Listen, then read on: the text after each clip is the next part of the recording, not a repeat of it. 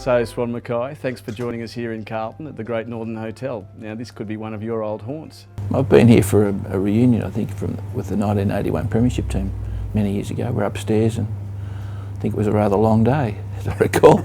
You'd have a few reunions, I suppose, with the 4 premierships. It's fantastic when you do get together with guys, and I played my first one in 70 and the last one in 81. They're a fair way apart, so there's quite a range of players and age groups. So it's every time you get together with either the old guys or my younger peers when I was playing in 81, it's always a great catch-up. And how long had you been at the club when you won the first flag? I'd played one game before the full season before in 69, mostly in the reserves. I played 6 senior games, but then from the start of 70 onwards I was pretty much a regular player. So I'd played, I think, probably by that grand final, probably about 24 games. Was it footy that brought you to Melbourne or something else? I'd been recruited by Carlton. I'd actually played a game in the seconds in 1968, and they wanted me to come down in 68, but I was doing year 12, HSC or whatever it was called then, matriculation. So my parents and I basically decided we'd finish the year at Daylesford Tech and then come down the following year. So I did a full pre-season at the start of 69 and played pretty much with the club from then on. It's a really interesting footy time, but it's a really interesting historical moment as well, Swan. Were you a real product of that late 60s, early 70s culture? It was interesting because I probably came to Melbourne very much a right winger. Had I been, had my marble been pulled out, I probably would have gone to Vietnam. But I think being exposed to the sort of range of opinions and discussions at La Trobe Uni, I think I left there with a much better social conscience than I had before. And Swan, what did Ronald Dale Barassi think of having a young lefty in his side?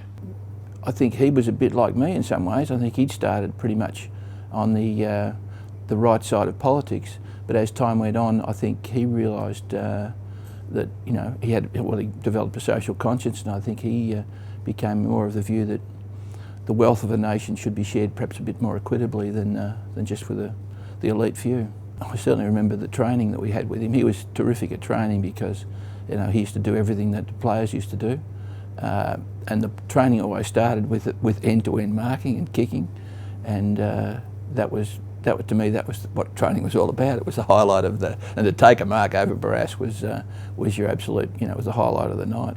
To take one standing on his head was even better. Yeah, I suppose there's that story that Brent Crosswell wrote about playing chess over the phone with Barassi to show how competitive he was. And that was the incredible thing about him, he was just so competitive. I remember after training we had a table tennis competition, and you couldn't say that he was a great stylist playing table tennis, but an incredible competitor. Just his ability to stay in the game. He'd be going further and further back but still getting a ball that someone had smashed. And it was a great illustration for young players where basically not having a great deal of, I suppose, style and skill, the persistence that he put in playing table tennis, more than often he was the finalist in the competition. So that was just typical of Barassi. So you mentioned before, Swan, that Barassi really treated the young men as individuals. Now Crosswell clearly was one of those individuals. What was he like? And I remember we were doing laps one night, or we were actually doing sprints one night, and he said, "I could beat you fellas running backwards." So he actually did it, and he did.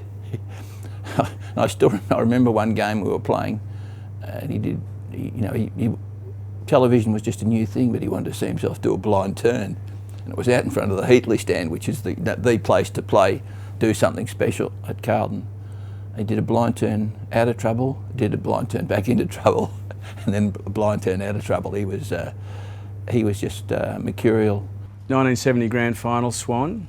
Where were you picked, and what was your specific role on the day? I was picked at centre half back. I was picked on Len Thompson. My role was to nullify him and then to try and start some attacks from the last line of defence.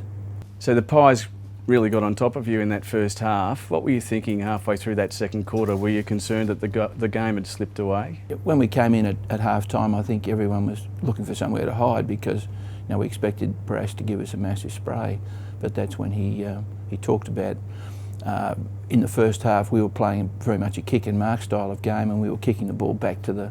Collingwood was setting up a defensive wall quite well, particularly across our half-forward line, their half-back line, and we were really playing into their hands. So Ted comes on after half-time, kicks a few goals. Now, individuals, Ted is an individual.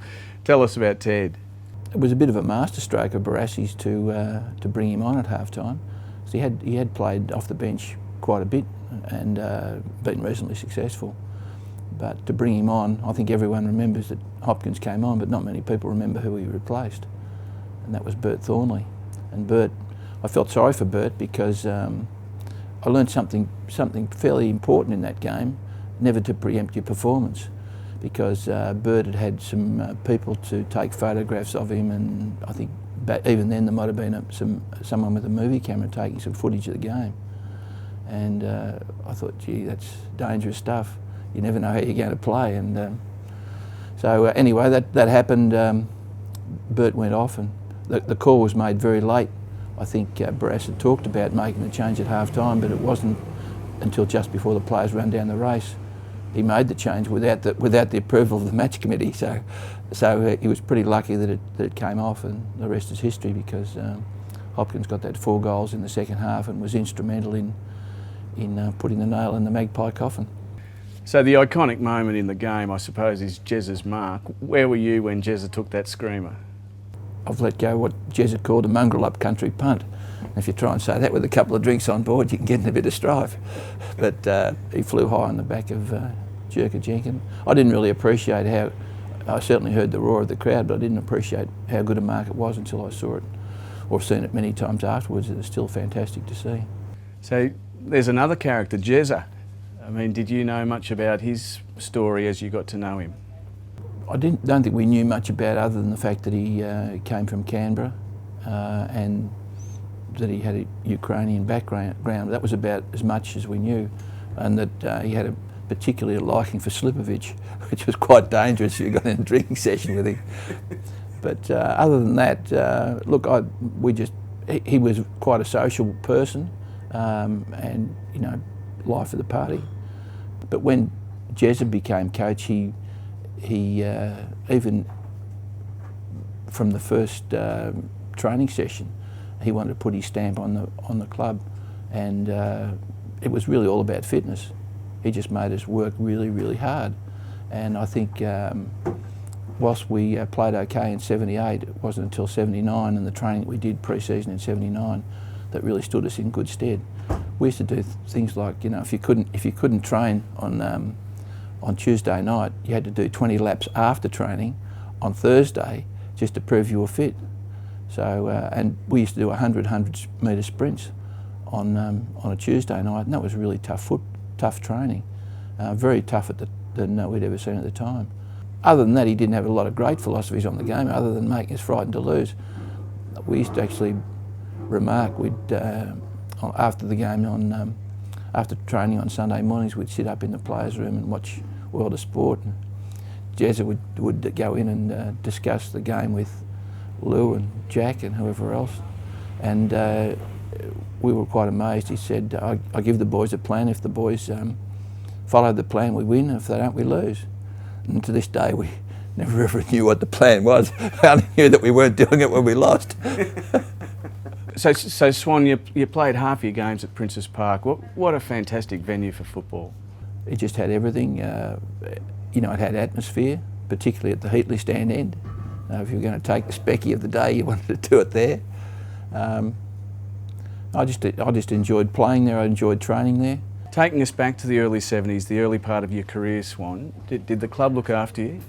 The only thing that used to annoy some guys was that, obviously, particularly the kids that came from the local competitions and made their way into the team. Perhaps there weren't that many of them, but they didn't get the sort of incentives to play and to sign on like players from the country like I did, and even more so from players that came from interstate. Like, I remember a high-profile player, I think, got a block of flats when he came to Carlton. So who was that? I think he might have gone on to become chairman of the AFL. So Swan, you even go back beyond changes in technology. I mean, the footage of you in the early days is all black and white, and then colour comes in. But just watching all those tapes, you look like you really love playing the game. What do you love about playing footy? I loved the contest. I certainly loved the high marking side of it. It was a facet of my game that I worked on really from when all the time I was growing up. I thought that was something to aspire to.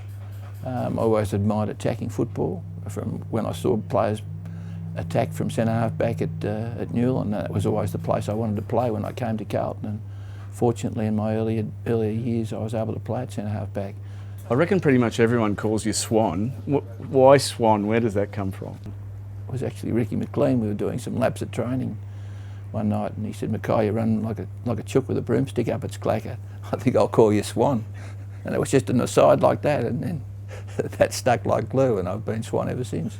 I'd like to think it was because I was a graceful high flyer, but the truth is not quite the same. 43, high number, unusual number. Where does that come from? Basically, I think they thought I was just going to make up the numbers, but I think in my first game in the seconds was actually my second game in the seconds at St Kilda. I think I had 15 marks and 25 kicks, and I was on the senior list a couple of weeks later and played my first game on Teddy Whitten. But as a result of not playing so well in the pre-season, they gave me a lower ranked number. But once I had it, I decided to stick with it, and it was great to see Kuda play even more games than I did when he wore it. My wife used to say, it looks good on him, looks better on him than it did on you. Seems everyone we talked to, Swan made their debut on Ted Whitten. What did he say to you that day? Well, I must admit, I was approaching the game with quite a deal of trepidation because he had a reputation of being a very tough competitor, but he went pretty easy on me as it turned out, and I didn't have a great game, but he had an even less a great game, so I was able to keep him to just a handful of kicks where I got just a handful more. And I said to him, not necessarily then, but later on, I said, I really appreciate the fact you went a bit easy on me. And he said, I was just struggling to get a kick myself. So, we became quite good friends later in his career, particularly when he was working with 3GL and I was working with the ABC. And he used to bring pies for me from Sid's Pies in Footscray.